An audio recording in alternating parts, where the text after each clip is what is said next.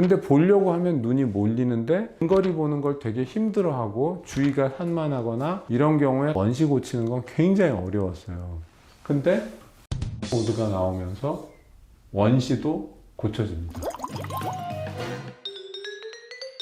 여러분, 안과의사 김모현입니다. 서서 이제 이렇게 찍는 방식으로 한번 바꿔보려고 하는데 디지털 장비를 이용한 아날로그적 촬영이 되고 있어요. 원시는 곧 사시를 만들 수 있거든요. 눈의 원래 위치가 이렇게 똑바로 있다. 정상의 눈이라고 하면 한쪽 눈이 안쪽으로 이렇게 몰려 보이는 눈. 자, 이러면 이건 안쪽으로 들어왔잖아요.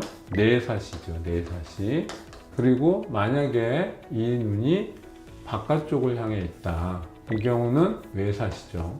자, 그런데 사시에는 여러 가지 형태가 있고 항상성도 있고 단월성도 있어요. 그러니까 늘 눈이 이렇게 나가 있는 눈도 있고 어쩌다 피곤할 때 나가는 눈이 있고 늘 눈이 몰려 있는 눈도 있고 뭘 볼 때만 몰리는 눈도 있거든요. 그래서 오늘 말씀드리고자 하는 거는 눈이 안으로 몰린 경우, 그 중에서 양쪽 눈이 다 같이 몰리는 경우,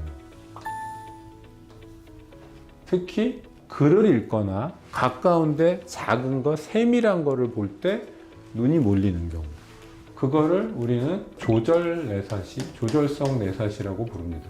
자, 이 조절이라는 건 뭐냐면 기본적으로 원시라는 현상을 깔고 있어야 돼요. 자, 원시는 멀리 잘 보는 눈, 가까이 볼 때는 힘을 많이 줘야 되는 눈. 이런 경우에 가까이 보기 위해서는 눈에 더 많은 힘을 줘야 돼요. 근데 눈에 힘을 주면 눈이 몰립니다. 이렇게 찡그리는 순간에 눈이 몰립니다. 이거를 폭주라고 하는데 근거리 작업을 위해서 눈 주시가 안쪽으로 이렇게 몰린다라는 뜻이에요. 그래서 이렇기 때문에 원시가 있으면 눈이 몰리는 조절 내사시가 이제 되는 거죠. 조절 내사시 생각보다 굉장히 많습니다. 왜 많냐면 아기 때는 안구가 작아요.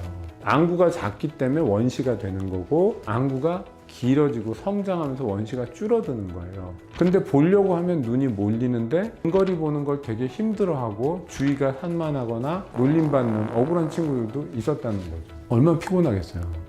엄청나게 힘을 주고 뭔가를 봐야 되니까. 그럼 어떻게 되냐? 아예 안 해요, 이걸. 안 하면 눈이 몰릴 이유도 없어지겠죠.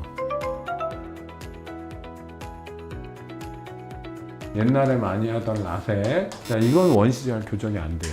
이유가 있는데 원시를 고치기 위해서는 도넛 모양으로 이렇게 옆에 깎아내는 거예요.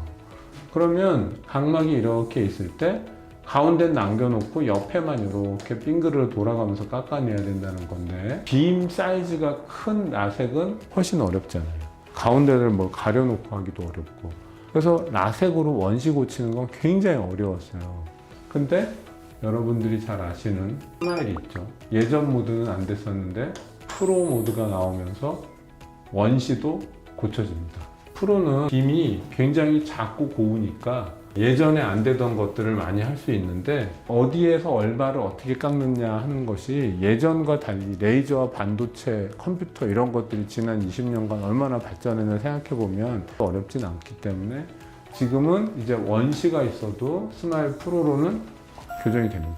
그래서 원시 안경을 끼고 막 사시 교정도 하고 약시도 같이 치료하고 그거는 굉장히 많은 스트레스예요. 엄마들한테도 스트레스고 아이한테도 스트레스고. 근데 우리 아이가 안경 끼고 시력이 나쁘지만 않도록만 관리해 주시면 나중에 고등학교 졸업할 때 멀쩡하게 만들 수 있습니다. 지금 싹 지웠는데 이렇게 지워질 수 있습니다. 디지털 칠판을 이용해 보니까 조금 좋은 점도 있는 것 같고요. 다음엔 여기에다가 영상 같은 걸 잘 넣어서 조금 더 잘 보이도록 하는 걸 좀 더 고민을 해보겠습니다. 그리고 도움이 되는 그런 영상을 자꾸 만들어 보겠습니다. 네, 지금까지 안과의사 김모현이었습니다. 감사합니다.